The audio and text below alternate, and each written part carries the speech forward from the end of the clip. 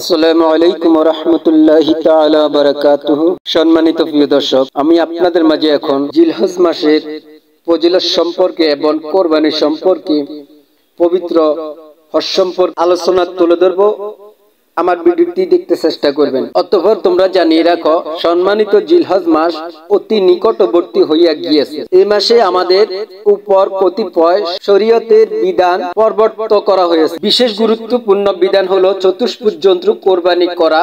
এতদ সম্পর্কে 10 জিলহজ অর্থাৎ কোরবানি ঈদের খুতবা বর্ণিত হবে। জিলহজ মাসের প্রথম 10 দিন থেকে 9 তারিখ পর্যন্ত রোজা রাখা এবং সেই সকল রাত্রিগুলিতে নফল নামাজ পড়া ও শরীয়তের অন্যান্য বিধানগুলি যথাযথভাবে পালন করা। সুবহানাল্লাহ। এই প্রসঙ্গে মানব জাতির বাহবা রাসূল করিম সাল্লাল্লাহু আলাইহি ওয়াসাল্লাম বলিয়াছেন, আল্লাহর কাছে অন্য কোন দিনের ইবাদত অধিক প্রিয়তর নয় জিলহজ মাসের প্রথম 10 দিন ইবাদত অপেক্ষা, কেননা উহার প্রতিদিনে রোজা 1 বছরের রোজা এবং উহার প্রত্যেক রাত্রির ইবাদত সবে কদরের ইবাদতের সমান। সুবহানাল্লাহ। বিশেষ করিয়া আরাফাতের দিন 9 জিলহজ এর রোজা, যাহা সম্পর্কে রাসূলুল্লাহ সাল্লাল্লাহু আলাইহি ওয়াসাল্লাম বলিয়াছেন, আরাফাতের দিনের রোজা সম্পর্কে আমি আল্লাহর দরবারে আশা করি, ওই দিন কেহ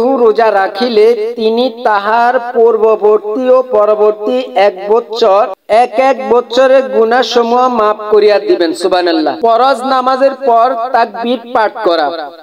হযরত আব্দুল্লাহ ইবনে মাসউদ রাদিয়াল্লাহু তাআলা আনহু থেকে বর্ণিত, আরাফাতের দিন ফজরের ওয়াক্ত হতে কোরবানির দিনের আসর পর্যন্ত তাকবীর পাঠ করিতে হয়। কোরবানির দিনের আসর পর্যন্ত তাকবীর পাঠ করিতেন, বলিতেন আল্লাহু আকবার, আল্লাহু আকবার, লা ইলাহা ইল্লাল্লাহু, আল্লাহু আকবার, আল্লাহু আকবার, ওয়ালিল্লাহিল হামদ। আর হযরত আলী রাদিয়াল্লাহু তাআলা আনহু তাকবীর পাঠ করিতেন আরাফাতের দিন ফজর হতে আয়ামে তাশরিকের শেষ দিন আসর পর্যন্ত, অর্থাৎ আসরের পর পর্যন্ত তাকবীর পাঠ করিতেন। ঈদের রাত্রি জাগ্রত থাকিয়া ইবাদত করা, ঈদের নামাজ ও খুতবা পাঠ করা।